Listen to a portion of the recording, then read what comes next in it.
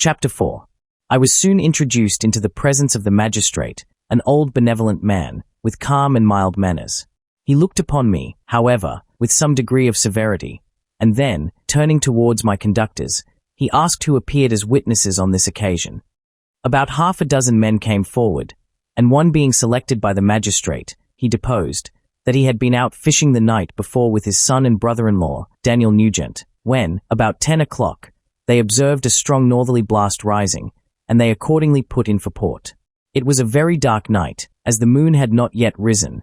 They did not land at the harbour, but, as they had been accustomed, at a creek about 2 miles below. He walked on first, carrying a part of the fishing tackle, and his companions followed him at some distance. As he was proceeding along the sands, he struck his foot against something, and fell all his length on the ground. His companions came up to assist him, and, by the light of their lantern, they found that he had fallen on the body of a man, who was to all appearance dead. Their first supposition was that it was the corpse of some person who had been drowned, and was thrown on shore by the waves.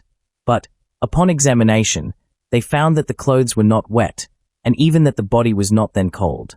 They instantly carried it to the cottage of an old woman near the spot, and endeavored, but in vain, to restore it to life. He appeared to be a handsome young man, about 25 years of age.